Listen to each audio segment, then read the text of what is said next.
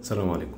لو شطبت شقتك وبعد فترة بسيطة ظهر كده في الحوائط عندك زي ما انت شايف كده، او لو حتى لسه بتشطب وخايف المنظر ده يظهر عندك وعايز تعمل كده اجراء احترازي من البداية والنقاش يشتغل، تعالى اقول لك ممكن تعمل كده ازاي وتعالج الشروخ دي ازاي. شرخ مثلا احنا خلاص دهنا، سحبنا 4 سكين معجون وصنفرنا بطلنا، وده كان وضع بعض البطانة. ده برضه شرخ نفس الكلام، بتلاقيهم بيكون غالبا حوالين الشبابيك، الفواصل بتاعت الكاميرا في الحته دي برضه شرخ. حاول اقرب تشوفه، ده نفس الكلام عشان فين المفروض في عمود، فده الفاصل ما بين العمود والمباني. ايا علشان ما اطولش عليك، هي المفروض ان في شروخ انا حبيت اوريها لك وخلاص، ودلوقتي هنخش على طول في طريقه معالجتها. تمام. علشان نعالج الشروخ دي احنا محتاجين حاجتين بس. تمام.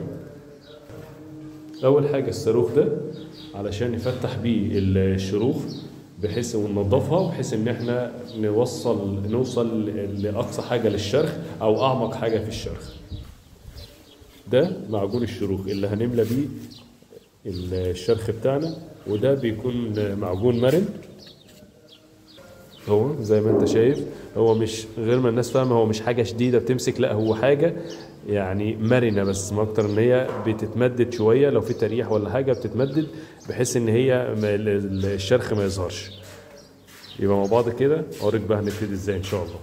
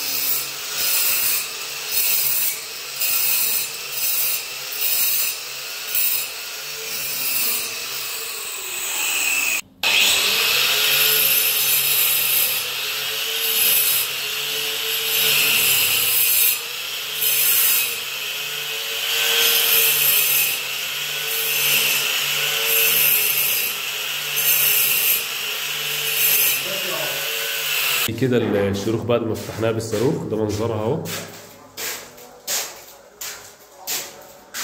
هنيجي بعد كده ننضفها ونعزلها بشويه ادبوند على بلاستيك جوه الشرخ.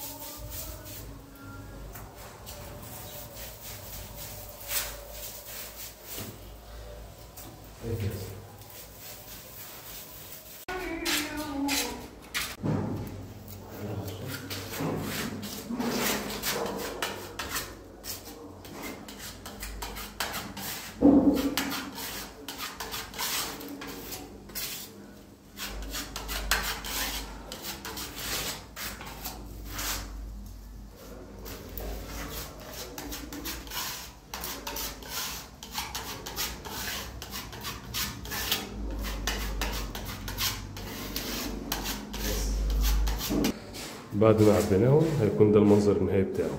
تمام. حتى بقت الشروخ اهي اتعبت بالمعجون.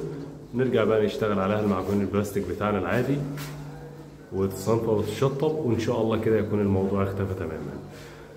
لو عجبك الفيديو ما تنساش بقى الاشتراك، اللايك الجميل، وانتظرنا في الجديد. سلام.